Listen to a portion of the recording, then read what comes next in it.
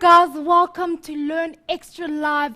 Grade 12s, it's finally business studies. I know you guys have been dying for it all week, but yes, we are here, and we are here to save your lives. I know we always save your lives. But of course, you can join us on Facebook, facebook.com/LearnExtra.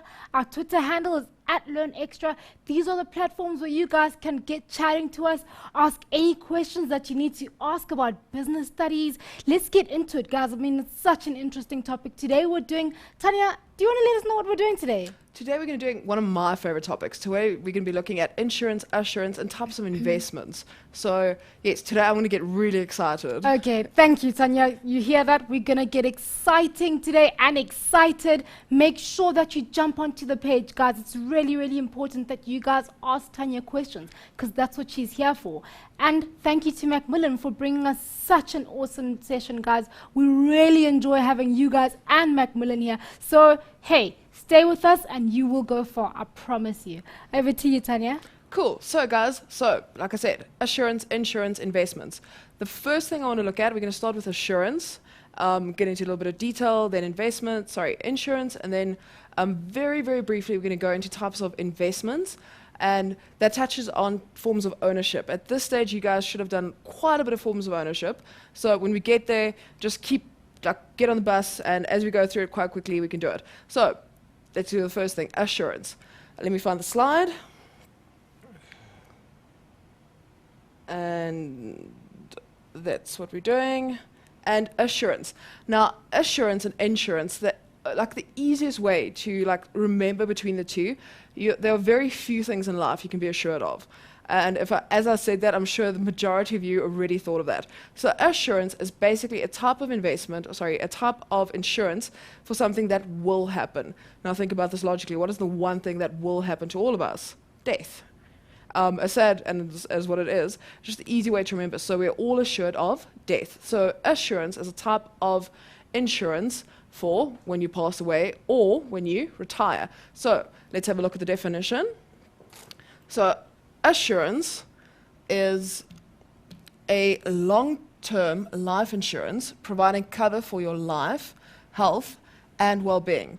Now, individuals can insure their lives so that in the event of death, business partners or family members will receive an agreed sum of money. Now, life insurance policies can be used as security by individuals or businesses to obtain loans. So I want to get up to there. So with assurance, people assure their lives to look after their families, for example, after they pass away. We're going to look at types of insurance shortly. But people can also use these policies to cede against bank loans, for example. So, for example, if you want to take out a loan, you have to give something in return, or not give something in return, have something available for the bank. And you can use these policies to loan money. So that's it's a handy thing. So let's carry on with this. Now, life assurance can be bought directly from a company or through a financial service. So you can either choose to do it yourself or through someone else. But what I really want to get into is this part here. So in the case of assurance, cover is provided against the risk that will happen, death. Like we've discussed, so remember, assurance, it's something that will happen, and we all know this will happen. So the two main types really of assurance, the first one is whole life policy, which provides for a payment after the death of the insured, with the idea of providing for the dependents of the deceased. So a whole life policy really looks at only after a person has passed away and money that's been kept to look after that family. So somebody passes away, obviously there are people left behind, and those people need money to survive. So a whole life policy looks at looking after your family after you've passed away. Then you get a second type, or one of the two main types. So the second type would be an endowment policy, which will provide for the payment of a basic sum at a certain age, or on death of the insured, whichever one occurs first. That makes a lot of sense. Now, this will provide for the dependents, but also provides a useful sum of money for the insured if they survive the period. And what's meant with surviving the period is literally if you decide you want to retire at 65, for example, you will receive money. It could be either in a form of a lump sum, monthly, but that will look after you when you've reached 65. And in the case of this, like the definition tells us, it will be on your retirement or on death. Now, obviously, with death, your family will reap the benefits of the money you've put away. Let's carry on. The next page looks at retirement annuities. So following on, and you need to know this in grade 12, following on from assurance would be retirement annuities. Now, retirement annuities and pension funds go hand in hand. The difference between the two really essentially what you need to know at this stage would be the tax implications of the difference between a pension fund and a retirement annuity. And the nice thing is you don't have to know that in detail, you just have to know that there's a difference. So let's have a look at a retirement annuity. Now, a retirement annuity, or an RA, which is the abbreviation, is a personal pension plan for retirement. So when you stop working. Now, you pay a monthly, annual, or lump sum contribution, and these funds are then invested by the insurance company. So with a retirement annuity, the company takes your money and invests it for you. So it takes the responsibility or that stress away from you. So on retirement, you get the money you put in plus extra. Let's do the next point. So a retirement annuity policy can only mature once you've reached retirement age. And currently this is 55 years old or older. Now the very important word here, guys, retirement annuity policies can only mature once you've reached retirement age. So you can't take out a retirement annuity, for example, and decide you want to retire at 35 and you're going to take the money. So according to current law, the youngest age you can retire at would be 55, and then you can start claiming the benefits of your retirement annuity. If you rather want that money, if you think, you know what, I'm going to be a millionaire by the time I'm 35, rather take that money and put it in unit trusts or something like that, because those don't have the same legal requirements, for example, as an RA, which would require you to be a certain age before you can reap the benefits. I'm not going to go into too much detail on the RA. I want to go into insurance. So let's have a look. Insurance. You can also, what I don't cover, you can always grab the notes. So what is insurance? Now, insurance is a contract where a company, the insurer, undertakes in return for receiving a premium from the insured, the person who's buying the insurance, to compensate the insured in the event of a specific event occurring. Wow, that's a really big sentence. Let me make that short and easy to understand. So insurance is basically you taking out a policy to protect you against theft, fire, something like that, and the company will take that risk on the basis that you're going to pay them for it.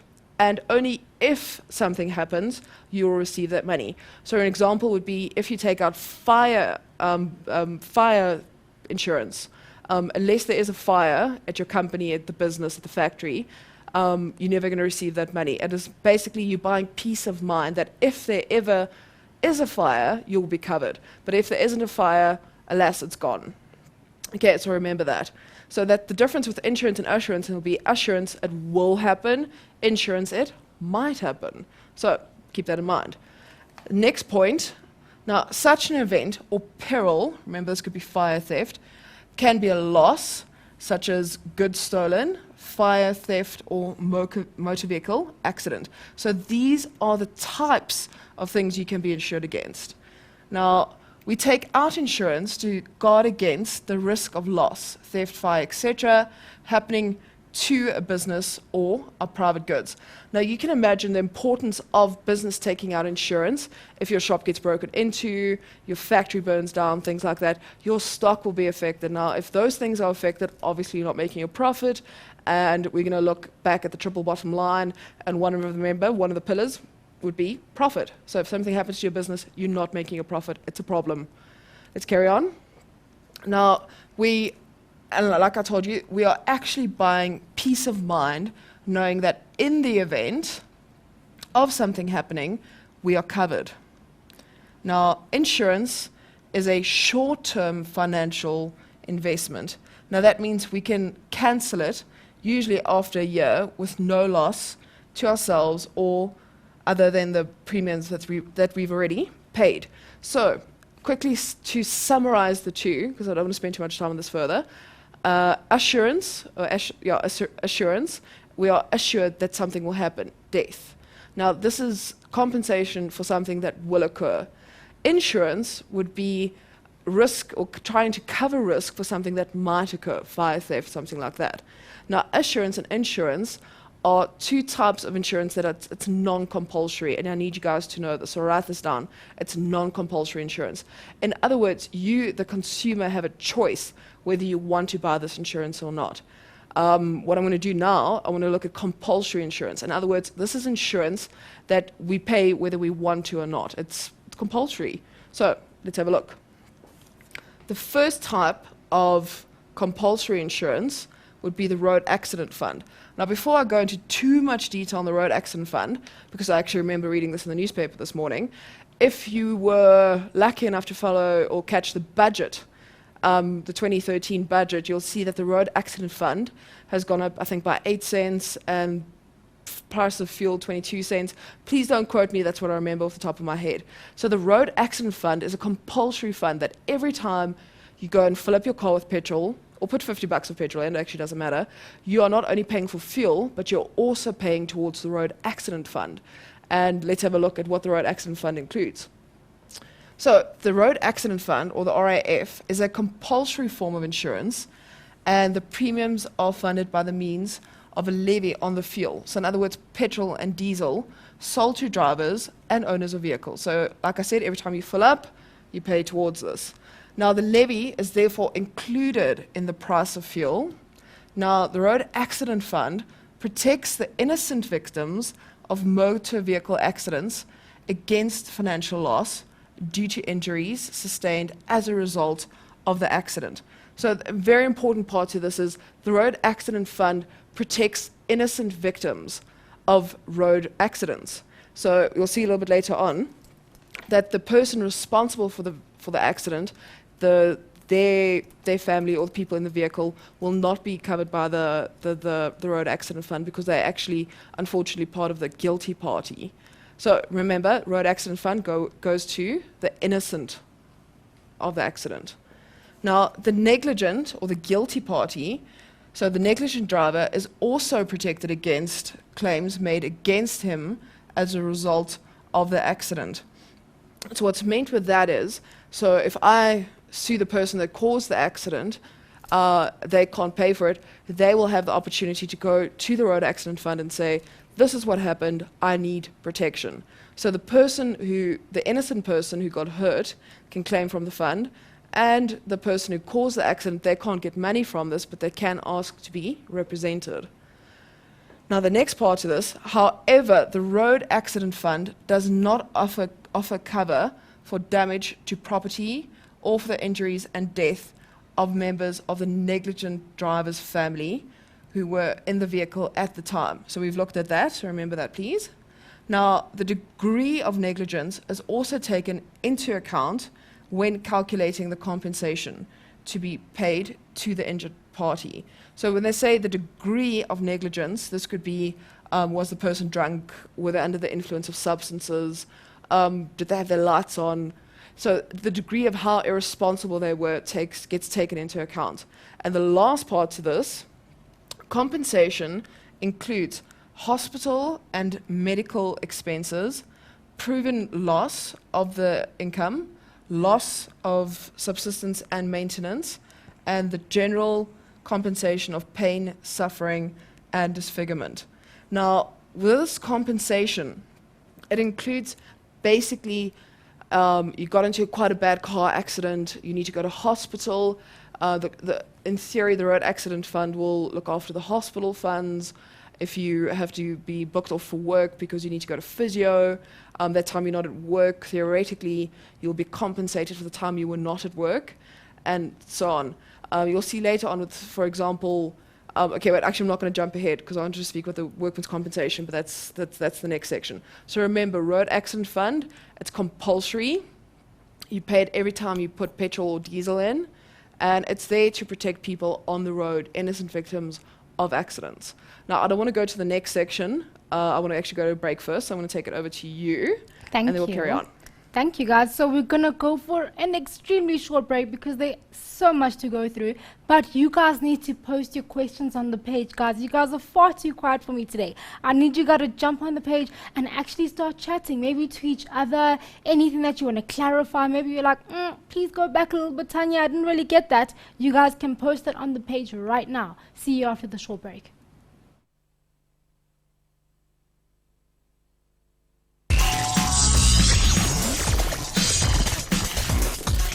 Welcome back, Mindsetters.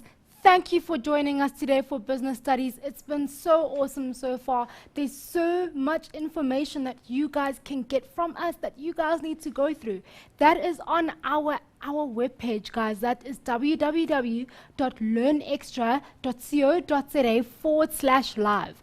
If you didn't catch that, or you don't want to, I don't know, if you don't want to write it down, you can just pop onto the page because I've just posted the fast link. If you just click on that link, just give it one simple click and it will take you directly to the notes that Tanya are doing. Guys, they're fantastic. You guys need to download them, stick them up on your wall, share them with your friends, anything that you can do just to ensure that you have all this information logged into your brain.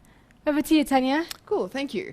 So before the break, remember we looked at non-compulsory insurance, which was assurance and insurance, and then we moved on to looking at compulsory insurance. So the first example of compulsory insurance was the road accident fund. The next one we're going to be looking at is the unemployment fund. Now this you should have a good idea of the unemployment fund from last year, and this year, besides today, we're going to go into quite a bit of detail. So the second type of compulsory insurance would be unemployment. So let's have a look. So the purpose of this insurance is to insure workers against the loss of earnings arising from unemployment and provide them with limited financial support during their efforts to find new employment. So the purpose of the unemployment or unemployment insurance is to give a person literally to give somebody a gap while they're trying to find a job. Now, when you claim for UIF, for example, it's not going to be a full salary, it'll be part of it, but it will still be enough to help you get through those few weeks to get your job. Now, the important thing, and I want you to know this, and I didn't add it in yet, is that UIF can only be claimed if it was an unfortunate, if you can only claim UIF if you weren't fired. If you were fired, there were grounds to be fired on, for example, and you cannot claim it. So keep that in mind. So remember, UIF, you can claim UIF to get you through, to tide you over. The second point, contributors to the UIF are entitled to unemployment benefits, in other words, getting that money, loss of income due to illness of 14 days or more, and maternity or adoption benefits. So in other words, what they're telling you, you can claim UIF for being unemployed. You can also claim UIF for illness if you've been sick for more than 2 weeks. And lastly, or there's two of them, maternity, so while the time before and after you've had a baby, as well as adoption. So there are four examples or four instances where you can claim UIF. So it won't be just for if you've lost your job. It could be, like I said, remember, if you're pregnant, if you've adopted, if you're ill for an extended period of time. Another important thing, the third point here, the worker, employer, and state make equal contributions to the unemployment fund. Now, the fund is administrated by the Department of Labor. Now, in general, for those of you doing accounting, which if you watched the show earlier, there should be some of you doing both of our subjects, but your employer will contribute an equal amount to UIF. So you will contribute an amount as well as your employer. And again, guys, UIF, it's one of those things. If you ever become unemployed and you've been contributing, you can claim. But if you never become unemployed, you can never claim. Okay, so that's an important part to remember here. So this type of insurance, again, you can only claim it if it happens, like fire, like theft, only if it happens. The third type of compulsory insurance would be workmen's compensation. Let's have a look. Now, workmen's compensation, so workers are subject to a number of workplace injuries each day. So you work in a factory, something could go wrong. So people face dangers every day. Now, the Compensation for Occupational Injuries and Diseases Act, or COID, provides cover for both employees and employers in the case of injuries or diseases contracted in the course of the employment. So very important, I want you guys to understand that workman's compensation can only be claimed if you are working for a company. So if you're a miner and you contracted a lung disease, for example, because of bad safety equipment, you can then claim workman's compensation because you were working for the mine and this happened.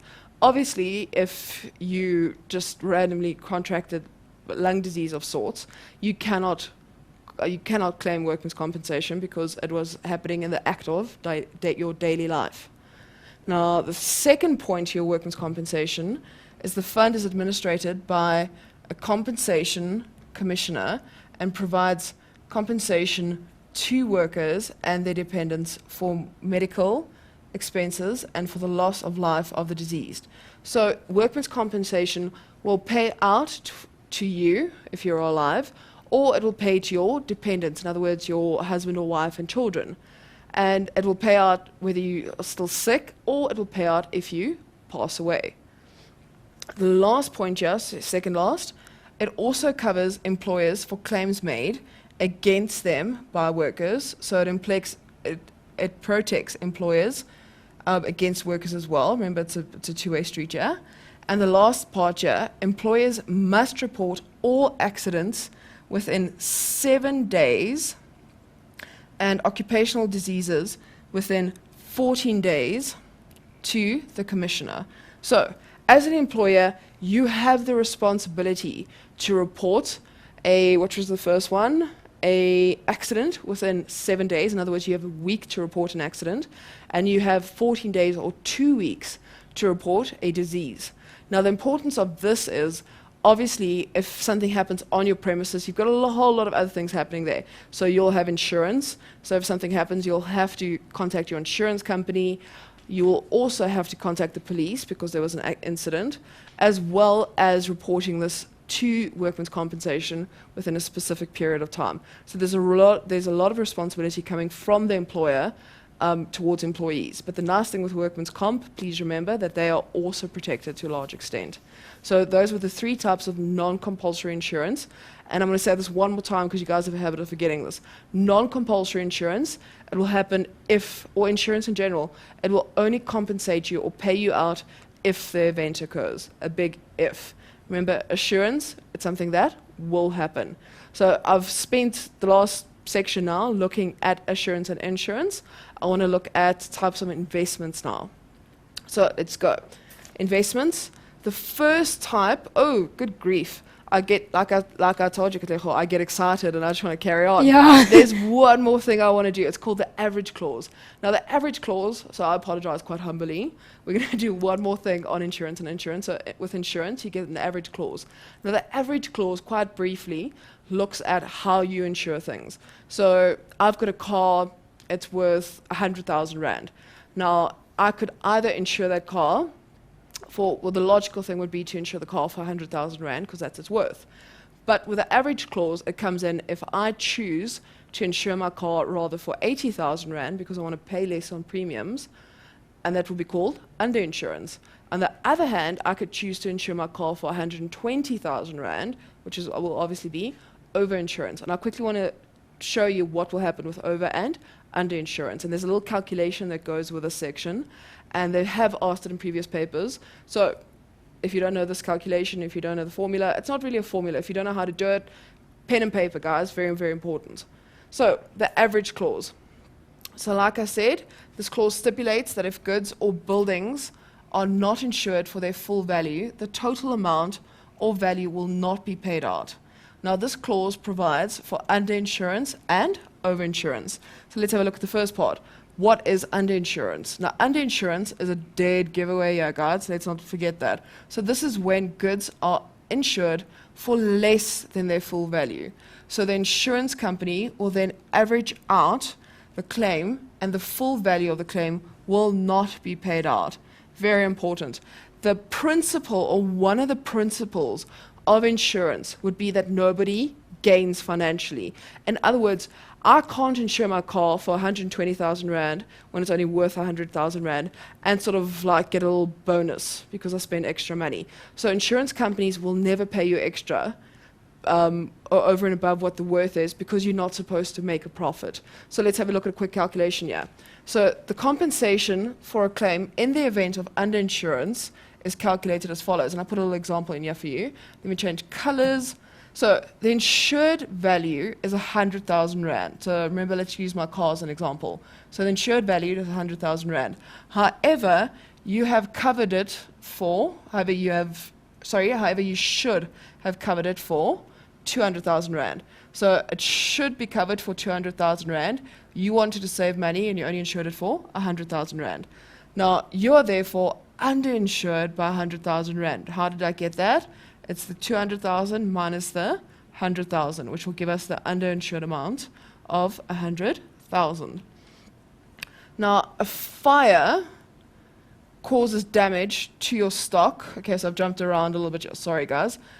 Worth 50,000 Rand. So the example I used here was it's a factory. It's worth 200,000 Rand. You've insured it for 100,000 Rand, and a fire broke out. Remember, this is a random act. And the fire caused 50,000 Rands worth of damage. Now, the insurance company will only pay you out for what you have covered. Remember, you've underinsured this now. So this is the calculation. So it's going to be 100,000 Rand over 200,000. So the 100,000 Rand was the insured. Let me quickly grab the pen again, sorry. The 100,000 Rand was the insured value, so that's how much you insured it for. And the 200,000 Rand was the actual value. And you're going to times this with the damage or loss that occurred. So you insured it for 100,000 Rand. It was actually worth 200,000 Rand. A fire broke out, caused 50,000 Rands worth of damage. If you do a quick calculation, you'll see that it comes out to be 25,000 Rand. Now, what does this mean? So you will only be paid out 25,000 Rand in this claim. And then you can see how critical it is not to be underinsured. So the point of this is you look at, with underinsurance, you get paid out for what you've insured it for. So in this case, there was 50,000 Rands damage. You only insured half of it. You only get 25,000 Rand. As easy as that. Then quickly, overinsurance, again, dead giveaway. Now, a building is overinsured if it's insured for more than its actual value. So, for example, a building worth 300,000 Rand is insured for 400,000 Rand. That's a whole 100,000 Rand more than it's worth. Now, the insurer may exercise the right of reinstatement, which basically means that they have the right to rebuild or replace the goods and not pay you the actual money. Now, further, you will have to, you would have wasted money on the higher premium. Remember, we said that you cannot make a profit on insurance claims. So, sure, Katejo, I just went overboard. I told you I get excited. Insurance, assurance. We're going to now go to investments. So investments, again, I'm not too stressed. You've done this in grade 11. The first type of investment we're going to look at are shares. Now, what I've done is I've summarized the 4 basic types of shares. And let's have a quick look before we go to our ad break. So I'm not going to go into a whole lot of explanation of shares. Basically, remember, shares you buy from listed companies, in other words, on the JSE, companies, private public companies. Remember, you've done this in forms of ownership. We're also going to be doing forms of ownership at a later stage. So don't stress too much if you're a little fuzzy on that. And also, just as a random fact, remember, companies, public companies, are end with LTD, in other words, limited. So let's quickly have a look at those shares, what types of shares you get. So, next slide. Types of shares. Now, there are 4 important classes of shares. The first type, preference shares. Now, the holders of these shares are entitled to a fixed percentage preference dividend, and this is calculated on the normal par value of the shares or the issued par value of the preference share. The second type of shares you get would be ordinary shares. Now, these shareholders, the shareholder is entitled to receive dividends after the preference shares have been paid out. The third type would be founder shares. Now, these are issued to the promoters and are the last in line to receive dividends. And the last type of shares I want to show you today would be bonus shares. Now, bonus shares are sometimes issued in place of dividends in the years when a company does not declare a dividend but uses the profits for expansion. So a lot of times companies want to expand, and instead of paying the shares out, they would rather build the business up. And let's stop with that. So let's quickly go to a break. Yeah, let's go to a break before you get carried Yes. away again. I know most of you guys are like, no, please, no break. This is only just getting exciting. I know, guys, but some of you guys, I know you need some water or to take a bit of a stretch, or even those pens are writing so fast that you need to go fill them or get another one. We'll see you right after this short break.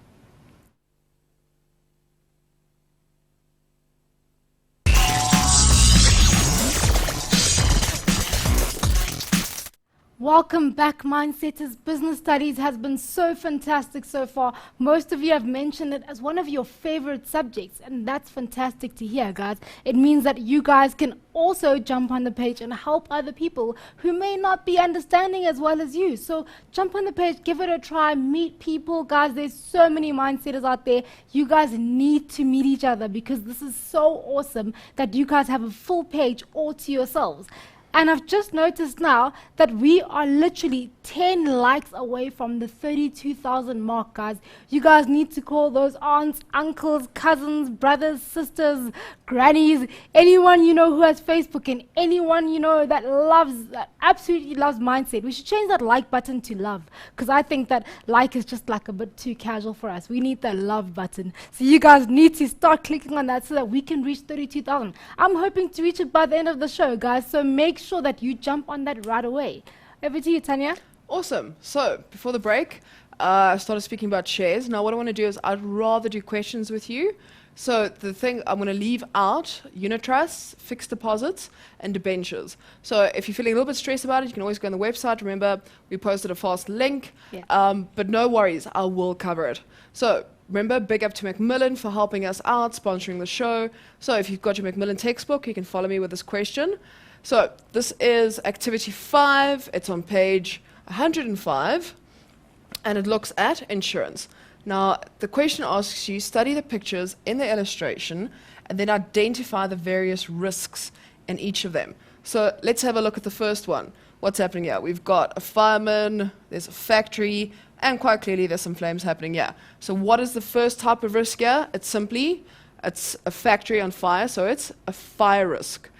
Cool. So the second one, we've got a woman breaking into well, it clearly looks like she's breaking into a clothing shop. So this will be theft. Let's quickly label this one. This would be fire. Let's have a look at the next picture. This guy is standing in a shop. Looks like there's some CDs, things happening in the background, maybe DVDs. Oh, there we go, DVD. What is he doing? He's stealing. So again, this would be an example of theft. So theft, and I lost my pen, let me quickly grab it again. So this is theft. And the last one, there's some bad guys, and this is, you can see this is a cash and transit truck. So this is an example of a cash in transit type of robbery. So the question was, I didn't ask you to write anything down, I just asked you to identify. So basically, you should get you thinking. The first question here says, what must the factory owner do as soon as possible after the outbreak of a fire? Now, think about this logically. A fire broke out. There's a couple of things you need to do, guys. The first thing would be, there's a fire. What are you going to do? You're going to phone the fire department. Second, you will phone the police. And thirdly, remember, we're looking at insurance. Your business just burned down. You have to contact your insurance company. So let's quickly write these down. So what must the factory owner do as soon as possible? First off, phone the police. So it'll be police. Then, you see, I hope you're concentrating there. So second thing would be police. First thing would be the fire department. And the third thing they need to do would be to get hold of their insurance company. So that was a nice, easy question, basically 3 marks. Question B, the factory building and the contents of the first example. Remember, the first example was the fire. The factory building and the contents are insured for 1.4 million rand. But the insurance agent determined the full value at 1.8 million rand. So they insured it for 1.4, it was actually worth 1.8. How did he determine the value of the building and the stock if the damage was extensive? Now, this is pretty easy in this day and age, guys. You will have records of things being appraised, you will have records of what things cost. So literally the answer to this question is records kept. So how will they know it's worth 1.8? Because the company has kept records. So let's quickly write this down. So for B, would be records kept. Now these records, in other words, invoices, appraisals, things like that, will have to be kept in a fireproof safe, as well as these type of records in this type of instance. There will also be something called an iron safe clause. Now this basically means you have to keep your records. In the old days, you would literally have to keep your records in a big old-fashioned safe that is fireproof. So if a fire broke out, everything would have been burnt down and the safe would have been standing. Why? So that you can prove the value of your company. These days, obviously, we've got amazing internet stuff. So we've got iCloud, we can save things externally. But I would imagine some companies will still have the good old-fashioned thing, as well as the technological backup. Question C, on your textbook, it would have been number 3, asks us, in calculating the amount to be paid to the factory owner, which clause of the insurance contract would the agent have to take into account? Hopefully, as I was reading this, you were going, oh, please, we've just done this. It's the average clause. So remember, that was insured for 1.4. The agent worked out it was worth 1.8. So it would be the average clause, and more specifically, what? Under insurance. So let's write this down. So the first part here, so what is it? It would fall under the average clause. And it would be a prime example of under insurance. Let's have a look at the next question.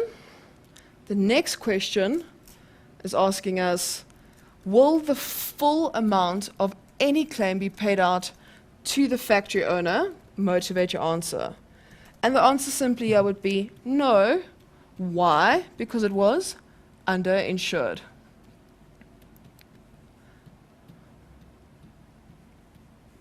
And the last question here, this is a calculation, some of my favorite things to do.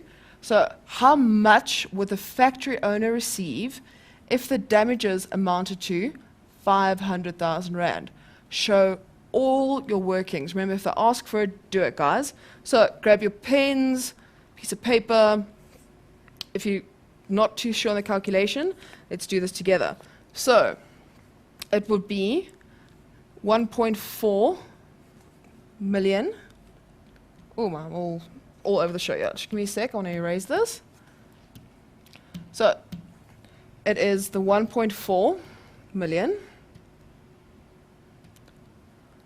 over the 1.8 million.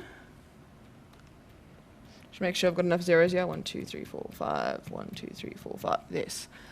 Times the amount of loss, which in this case was 500,000 Rand. And if you quickly take your calculators, you will see that this works out to be 388,888.88. Now, those of you who got a little bit lost here, remember, what are we doing? We are looking at how much would the factory owner be paid out if the damage was worth 500,000 Rand. Now, if you're a little if you forget easily, remember 1.4 million was the amount it was insured for. So this was the insured amount divided by the actual value times by the loss. So because this person chose to underinsure their goods by 400,000 Rand, they literally, because they suffered a loss, they suffered an even greater loss because they're underinsured.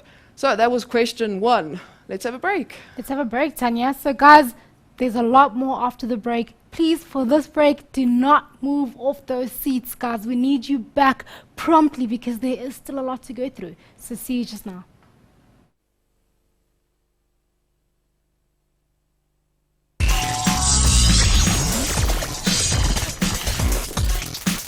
Welcome back, Mindsetters. I know you've been enjoying the show and it's so stunning to hear. That's probably why you guys don't have many questions, but it's reached that time of the lesson where if you do have questions, guys, or if you just need to clarify on something, asking a question is okay. Not asking it is where you will actually lose marks. So it's actually very silly not to ask those questions that have actually been bothering you. So please shoot them over to the page right now. And most of you have already downloaded your notes, but if you haven't, please download your notes, guys. It really, really is going to help you. Or if you know someone who can't download their notes and you have them, share them with them, guys. Do your random act of kindness, do your goodwill for the day and help someone else. It always helps you as well. It comes back tenfold, so do it, guys. It really helps. Over to you, Tanya. Cool, guys. So before the break, we did a quick exercise looking at insurance. The next question I took was from a previous paper, an exam question. And this is a nice, easy one. The majority of you, actually, I want to go one further. All of you should be able to calculate simple interest at this stage, but I want to do this question with you. So let's have a look at question 2. So question 2 says, Basil invested 10,000 Rand of his annual bonus in a fixed deposit account at Standard Bank, earning an interest rate of 12% per annum. The question asks, using the simple interest method, calculate the return earned by Basil over a period of 12 months. So let's have a quick look here, and it's worth 4 marks, so you can see even this, it's a quick, easy question to do. So the answer is going to, let me quickly find it. I'm sorry, I'm going to show you the formula. So what are we asking, or what are they asking? They're asking us, using the simple interest method, calculate the return. So I've got a little formula here, but you, and whatever type of calculation you want to use, go for it as long as we get to the same answer. So the interest he received, or how much did he get back, what was his return? So P times R times T, and remember, P would be the initial amount, R is the interest, and T would be the duration. So let's have a quick look at this calculation. So it's going to basically look like this. So what was the initial amount? The initial amount was 10,000 Rand. So it's going to be 10,000 Rand times the interest, and the interest they told us was 12% per annum. So that's 12 over 100 times the duration, and they told us it's over 12 months. So we know it's going to be 12 over 12. And before I give you the answer here, again, it doesn't really matter which formula you use as long as we get to the same answer. And when you've worked it out, his return was 1,200 Rand on his initial investment of 10,000 Rand. That's not a bad return at all for a year's investment. So the next question follows on to this, and it asks us, give 2 reasons why Basil's investment in a fixed deposit account is good. So the 2 reasons for this is, a fixed deposit account would be low risk, and the second reason that this would be a good investment would be a return of 12%, which is quite high, is better than many forms many forms of other types of investments. So 2 reasons. 1, it's low risk, and 2, 12% is a pretty good return. Now, what I want you to add in there, if you're not going to remember this, remember with investments, high risk, high return, low risk, low return in general. So with high risk, what I mean with a high risk investment, it means you can either do extremely well or you could literally lose everything. So sometimes a good example of a high risk investment would be shares, where depending on what's happening in the economy, your shares could go up 200% in value, or something happens like a global recession, which we recently had, and company just fails, and there you've lost everything. Where if you put your money in a deposit or a fixed deposit, it's pretty safe. So it's low risk, but you'll also have a low return. This example, or this question of the 12%, is pretty high for a fixed deposit. So if you get this question, just keep that in mind. The third question I want to do with you today, again, it's from a previous paper, the November 2009 paper. The question is, Zamisa Zulu bought 100,000 ordinary shares. Remember, we looked at what ordinary shares are. Bought 100,000 ordinary shares at R2 per share from a public company listed on the Johannesburg Security Exchange. At the end of the financial year, he received his first dividend check of 40,000 Rand from the company. The question is, calculate the percentage return on investment received by Zamisa. Now, grab your pen, paper, do this with me. So, how are we going to work this out, or how are we going to calculate this? The formula for a return on investment looks like this. So, write this down if you don't know it. Your return on investment, I'm going to abbreviate that slightly. Your return on investment looks like this. So, it's return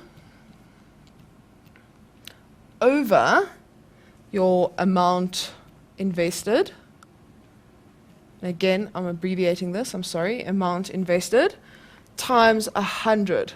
Why times 100, guys? Remember, we are calculating a percentage. Whenever you calculate a percentage, you need the 100 there to give you the percentage. So the question asked us, what was the rate of a return? Whenever they asked that, you can use this formula. So let's have a look at the question. It said, he bought 100,000 shares. I'm going to change my pen quickly. He bought 100,000 shares at R2 a share, and at the end of the financial year, which was 1 year, he received 40,000 Rand. Calculate their percentage return. So the return was, we know he received the 40,000. So it's going to look like this. 40,000 over the amount he invested. How much did he invest? He bought 100,000 shares at R2 a share. So don't confuse this. Remember, he bought 100,000 shares at R2 a share times 100, which will mean that he received a 20% return. So that is an exceptional return on investment, guys. 20% increase, this is a good investment. So again, when you asked to calculate the return, I'm speaking in riddles here. The return on investment, remember, it's the amount that you've invested, or okay, let's start this again. So Tongue twister there. tongue twister. So it's your return on investment. How do you calculate this? It's your return over the amount invested times 100, because it's a percentage. The second question here, and I think, yes, I'll be able to squeeze it in. I'm very excited. The second question is, will Zamisa be happy with his return on his investment? Motivate your answer, and it's worth 4. So I've already told you that I don't know about him, but I will definitely be happy. So the answer here would be yes, he would definitely be happy with his 20%. Why? The first reason would be it is a really high return. So it's a high return, and it's a high return in relation to, for example, a fixed deposit. And I just want to remind you guys, remember, high return, high risk. And also, why would this be a good investment? This would be a good investment because it is simply higher than the inflation rate. So he is keeping ahead of the game, and not just keeping ahead of the game, he is actually making a profit. So, wow, I had such a cool day today. I love investments, I love insurance, I love assurance. Now, in a later show, we're going to go into a lot of detail and calculations. With the insurance, assurance, investment section, you will be required to be able to calculate a return on investment, cost of shares. You need to be able to do calculations on underinsurance, for example. So if you have a slight phobia, because there are some of you out there with a phobia for maths, watch Mindset. Yeah. That really is the easiest. That's number one. That's number one. Number two, you should actually just chill, guys. These things, I will go through it with you, and it's like everything else in life. You practice these calculations, and you'll do well. A lot of these times, these calculations are really simple, so they're free marks. So I hope you've enjoyed today's show. Like I said, insurance, awesome stuff. And last word, remember, assurance, it's something that will happen, guys. Over to you. Thank you. So, guys, thank you for such a fantastic show. You guys had fun. I can see it on the page. We definitely had fun here. We need you guys to join us every week, same time, same place. Thank you to Macmillan for bringing us such an awesome show, guys. Without them, then you wouldn't have us. So thank you to them, and thank you to you for joining us, guys. Keep helping each other on the page. Keep learning more and keep learning extra, guys. Never, never, never stop learning, because it'll open up some great doors for you guys. Thank you from us at Mindset. Bye-bye.